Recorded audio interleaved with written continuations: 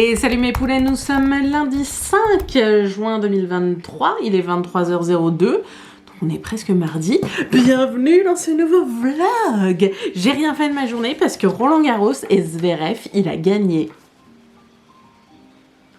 Je sais pas, en ce moment les jeunes ils font un truc, ils font genre ça. Je comprends pas, ils font un truc...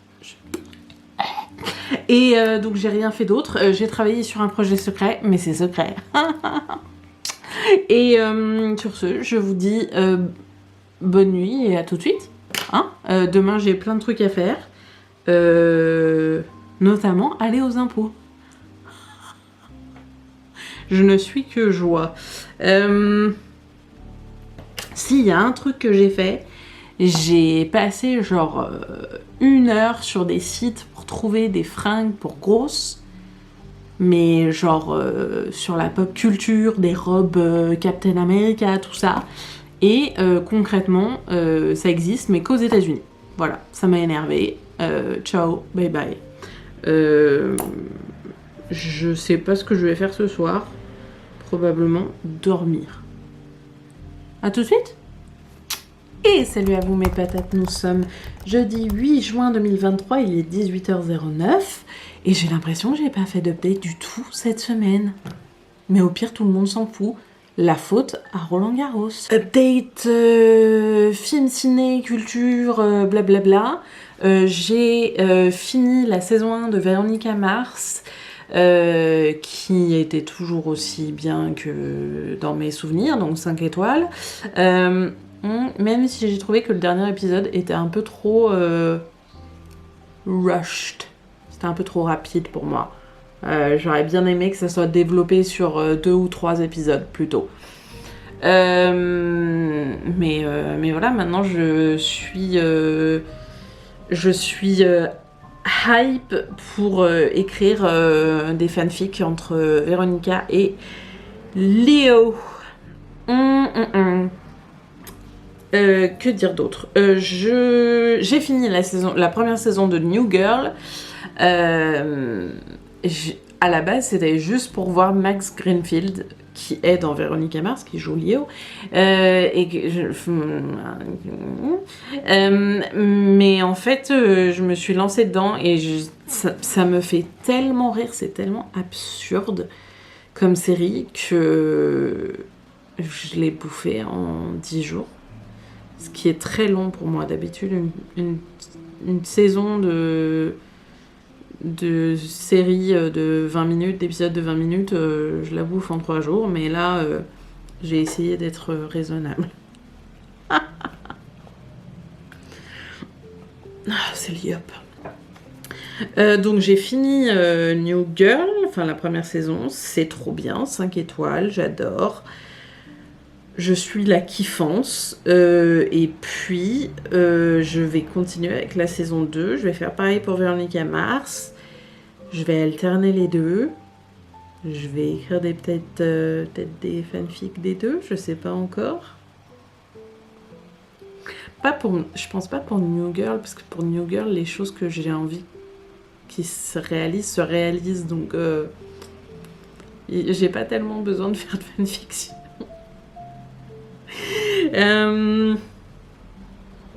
Update lecture, c'est parti. J'ai continué à lire Tiger Lily de Jodi Lynn Anderson, qui est une réécriture de Peter Pan racontée par la fée Clochette sur Lily la tigresse. C'est assez sombre, mais pour l'instant, ça va pas dans le sens où je pensais que ça allait aller. C'est du bon français, ça? Je sais pas. Personne ne sait. Et tout le monde s'en fout. Mais pour l'instant, j'aime bien. C'est très très bien écrit. J'ai d'autres réécritures à lire, notamment Unhooked, Neverland, Peter Darling, et je crois que c'est tout. Ouais, peut-être. Je crois qu'il y en a une autre, mais je me souviens plus. J'aimerais bien lire toutes ces réécritures parce que j'ai envie de m'inspirer, de voir ce qui a été fait, de pouvoir... de savoir comment innover. voilà, de voir ce que des auteurs ont pu faire de ce classique et qu'est-ce que moi je pourrais en faire parce que j'ai une vision assez concrète de ce que je veux faire, mais je veux pas que ça soit une copie complète de quelque chose qui aurait déjà été fait. Pour l'instant, je ne pense pas que ce soit le cas, mais on verra bien. Mais, update écriture, j'ai commencé à écrire Hooks and Petticoats, ma réécriture de Peter Pan. J'ai donc mon carnet, Hooks and Petticoats. Sur ma première page, j'ai qu'est-ce que je dois faire, notamment lire les classiques, les réécritures, voir les thèmes que je veux aborder. Là, c'est mes personnages, des notes en général de qu'est-ce qui va se passer dans le truc. Ça, c'est ma fameuse liste que je suis en train de faire là actuellement tout de suite.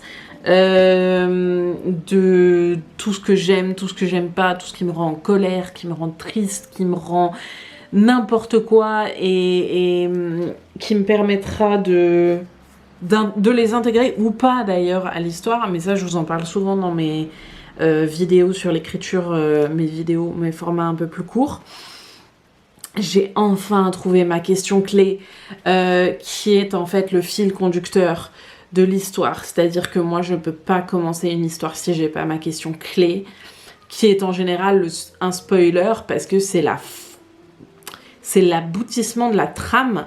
C'est généralement une question qui commence par « et si ?» et qui est suivie d'un concept. J'ai pas d'exemple. Je saurais pas trop quoi...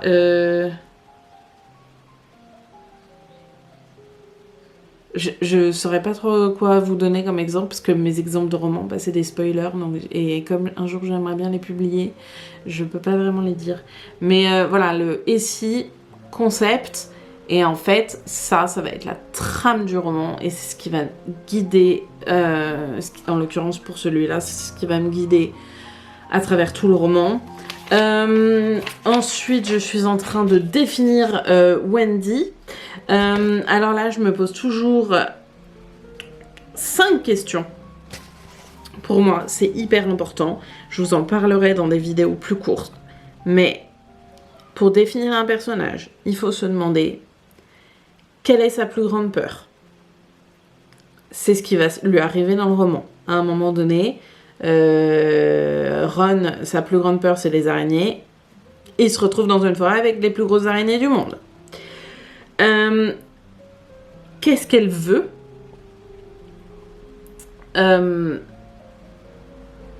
Son rêve, son objectif, qui peut changer au fur et à mesure de l'histoire.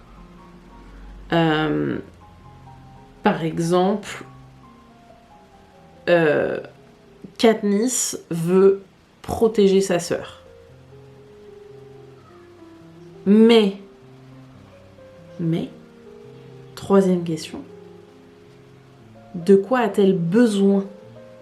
Qui est en fait la leçon de vie que va apprendre le personnage principal. Katniss, elle veut protéger sa sœur, mais en fait, ce qu'elle doit faire, c'est incarner le symbole de la révolution pour renverser le gouvernement. Après, on peut débattre, mais moi, comme je le vois, à aucun moment Katniss, elle veut devenir ce personnage-là qui représente la révolution. Elle le refuse. Elle veut juste protéger sa sœur, elle s'en fout du reste. Donc, c'est un truc qui change pas dans le roman. Elle veut toujours protéger sa sœur. Après, à un moment donné, elle veut aussi protéger Peeta. Mais ce qui est intéressant dans les... Alors, gros spoiler, hein, ce qui est intéressant, c'est que ce qu'elle veut et ce dont elle a besoin ne sont pas forcément il n'y a pas forcément un happy ending. C'est quelque chose que, par exemple, le personnage veut quelque chose et il l'obtient pas. Katniss veut protéger sa sœur meurt. Et devenir la face de la révolution, elle le devient en quelque sorte, mais sa leçon de vie, c'est de vivre en paix, tranquille, sans que personne l'emmerde sur quoi que ce soit. Et voilà, donc c'est variable tout ça, mais il faut les définir clairement au début pour comprendre son personnage, pour avoir un personnage qui est complexe, qui est intéressant, dont le lecteur va s'attacher à lui. Il faut qu'il ait plusieurs niveaux. Il faut qu'il ait... C'est un oignon. C'est pas dans Shrek, ça? C'est un oignon et on épluche... Tu vois ce que je veux dire? Ce qui nous amène à la 4e question. Quel est son plus grand défaut? Et ça, c'est ce qui va l'empêcher d'arriver à sa leçon de vie pendant tout le livre. En fait, il va y avoir les ennemis qui empêchent l'héroïne d'obtenir ce qu'elle veut ou ce dont elle a besoin. Mais il y a aussi elle-même. Parce qu'elle s'auto-sabote en fait. Et exemple, Katniss, elle est hyper cynique. Et en fait, ça fait que dans l'histoire, elle veut pas d'amour, mais en même temps, elle a des sentiments, mais elle veut pas les avouer. Alors, c'est un conflit. C'est un conflit entre elle et elle. Donc ça, c'est intéressant. Et la dernière question, c'est qu'est-ce qu'elle est prête à faire? Katniss, elle est prête à aller dans les Hunger Games pour sauver sa sœur. Elle est prête à aller jusque-là. Et ça détermine une caractéristique très importante du personnage. Donc je suis en train de faire ça, il va falloir que je fasse ça pour tous mes personnages principaux. Après, en général, mes personnages secondaires, je les définis au fur et à mesure de mon premier jet. Mais j'ai besoin de savoir ces choses-là sur mes personnages principaux pour savoir où je vais, quelle voix j'utilise pour les décrire, comment ils parlent, comment ils se comportent, comment ils interagissent avec les autres. Donc ça, c'est très important à faire. Donc je suis en train de faire ça. Je suis en train de...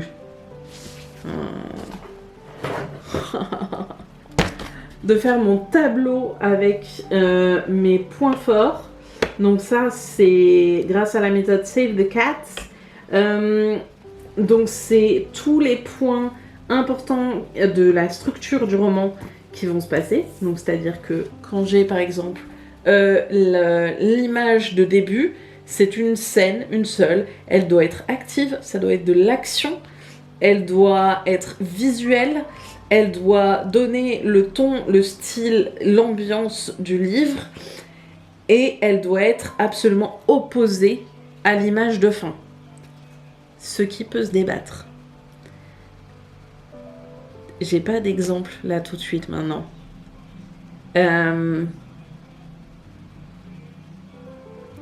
Admettons, Katniss, elle trouve pas la paix à l'épilogue. Admettons, il n'y a pas d'épilogue. Et ben, au tout début, elle est pauvre, elle est malheureuse, elle est cynique, elle veut pas... Enfin voilà, c'est son personnage, c'est le voyage du personnage. cette image-là qu'on voit de Katniss, s'il n'y avait pas d'épilogue, elle serait exactement pareille. Et donc, ce serait un roman où le voyage du personnage ne se réalise pas. Et ça, c'est des romans qui, moi, je trouve intéressants. Mais encore une fois, on peut débattre. Donc, j'ai mes petites fiches que je vais remplir et fixer ici pour me dire, ok, c'est quoi mon image de début ? Qu'est-ce qui se passe, qu'est-ce qu'il y a à l'intérieur. Donc en général, je mets plein d'idées et après je vois ce qui se passe vraiment. Pour l'instant, je le fais pas parce que j'ai encore plein de questions sur mes personnages et plein de questions sur comment ça commence exactement. Est-ce que je fais un prologue ? Et surtout, mon gros problème, c'est comment ça se termine mon histoire. Parce que ça, je l'ai toujours pas défini. Et moi, si j'ai pas ma première phrase, si j'ai pas ma dernière phrase, si j'ai pas mon titre et d'autres trucs, je sais plus quoi, mais là j'ai mon titre, mais j'ai pas ma première et dernière phrase. Donc il faut absolument que je les trouve pour pouvoir me lancer dans le premier jet. En attendant, je suis la méthode Save the Cat, Write a Novel, qui, ma foi, est annotée dans tous les sens de partout. Là, je suis justement sur le chapitre de comment créer un personnage auquel le lecteur va s'attacher. Ou pas d'ailleurs, on peut faire un personnage où le lecteur... Non, mais ça ferait bizarre. Et même si le personnage est un méchant, il faut que le lecteur puisse s'attacher d'une certaine manière à lui, s'identifier d'une certaine manière pour pouvoir avoir envie de continuer la lecture en fait. Donc voilà, donc je suis en train de faire ça. Et je suis en parallèle en train de suivre la méthode Brave the Page, c'est mes deux méthodes préférées. Hein. Donc qui est la méthode créée par les fondateurs du NaNoWriMo. Et ben ma foi, je suis au fur et à mesure les conseils qui sont donnés. Et pourquoi j'ai plein de marque-pages dans ce livre ? Personne ne sait.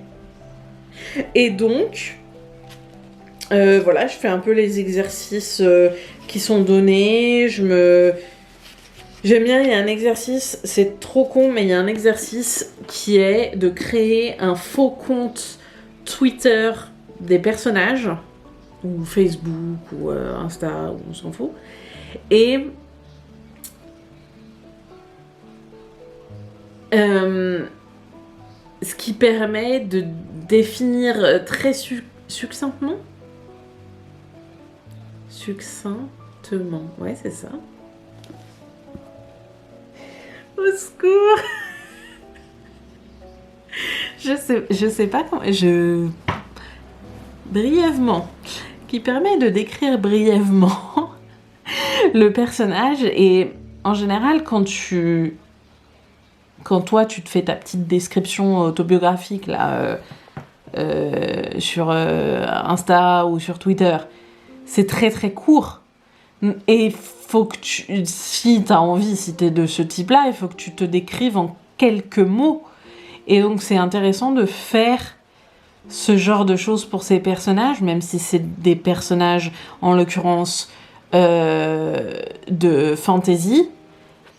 Mais je fais pareil aussi pour mes personnages de science-fiction, de contemporains. Alors les contemporains, c'est plus facile parce que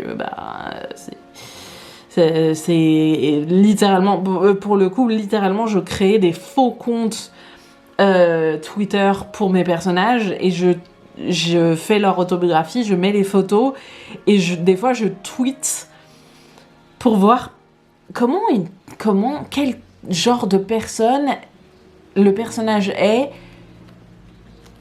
Et qu'est-ce qu'il tweeterait ? Ou sur Instagram, par exemple, là je pense que Wendy, je vais la faire sur Instagram. Donc petite définition. Et qu'est-ce qu'elle mettrait comme genre de contenu sur son Instagram ? Ça peut être super intéressant parce que ça définit les passions, le contenu, c'est quand même une porte ouverte à la personnalité de du créateur du conte. Donc j'aime bien faire ça. C'est un exercice qui est dans Brave the Page. Et donc là, je vais finir ma liste de mots où je débranche le cerveau et juste j'écris tous les mots qui me passent par la tête. Et après, je vais faire les comptes de mes personnages pour voir un petit peu qui ils sont, de quelle façon ils parlent, etc. J'ai beaucoup parlé pour... Si, je vous ai dit des trucs quand même. Et puis en parallèle, je fais d'autres choses, scrapbooking, blog, vlog, script. Pas trop de lecture, j'avance très lentement. En fait, ça m'a bloqué au début, Tiger Lily, parce que c'est tellement bien écrit et je me suis dit, mais moi, j'arriverai jamais à écrire aussi bien. Donc ma réécriture, j'ai pas envie de l'écrire, donc j'ai pas envie de lire ce livre. Et j'en ai un peu débattu avec ma maman hier soir, qui m'a convaincue de quand même finir ce livre et de me dire, ok, voilà, l'auteur, elle a écrit ça. Qu'est-ce que moi, avec ma voix, avec ma personnalité unique au monde, qu'est-ce que je peux faire ? Et donc j'ai décidé de finir ça et de peut-être lire d'autres réécritures. Je pense certainement suivre avec Peter Darling, parce que pour le coup c'est une réécriture qui sera différente dans le sens où on a un personnage, Peter Pan est trans, et il y a une histoire d'amour entre Peter Pan et le capitaine Crochet. Donc ce sera complètement différent de ce que moi je pense faire, et ça me permettra de voir un autre style d'écriture. Et une fois que j'aurai lu toutes ces réécritures, je pourrais me dire, ok, c'est quoi mon style à moi, qu'est-ce qui me définit, comment je peux écrire cette réécriture pour qu'elle soit intéressante à sa façon. Voilà, et je regarde beaucoup de séries. Mais ça me fait du bien. Alors, je sais pas pourquoi, tous les soirs, j'ai mis dans mes nouvelles habitudes d'apprendre une chose tous les jours. Peu importe ce que c'est. Genre, quelle est la mort la plus ridicule qui ait jamais existé. Réponse, un jeune homme est mort à cause du maquillage qu'on lui mettait à l'époque de Shakespeare, parce que quand on jouait les pièces de Shakespeare, c'était les hommes qui jouaient les femmes, parce que les femmes n'avaient pas le droit de jouer, d'être actrices, et donc ils choisissaient généralement des jeunes garçons qui avaient une voix plus féminine et une apparence plus féminine, les maquillaient à mort. Et littéralement ils l'ont maquillé à mort. Pauvre monsieur. Donc voilà, donc je veux apprendre une chose. Et là pour l'instant je suis dans les dinosaures. Et ce qui fait que je note plein de trucs sur des dinosaures. Et sans le faire exprès, non seulement je me lance dans ma réécriture de Peter Pan, mais en plus, inconsciemment, je travaille sur mon roman sur l'archéologue. Paille. Donc, je suis ma foi très contente. J'ai trouvé aussi une nouvelle idée d'histoire qui me... Ah là là là là là là. Non mais en vrai, je vous montre.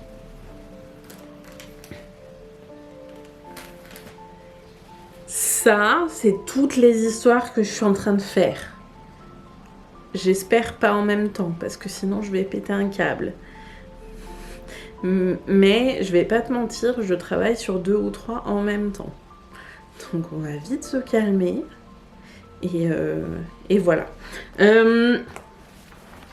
Demain, je ne ferai très certainement pas d'update, car j'ai plein de choses à faire. Et surtout, c'est les demi-finales de Roland Garros. Donc concrètement, je vais être devant la télé toute la journée. Du coup, je vais finir ce vlog là-dessus, en fait. On va se faire un petit changement de programme. Je finis mon blog sur un jeudi. C'est pas mal, non? Je vous souhaite une bonne semaine. J'espère vous revoir bientôt. Car on ne sait jamais ce qui peut se passer. On pourrait très bien me maquiller à mort. Je vous fais des gros bisous et je vous dis à très bientôt.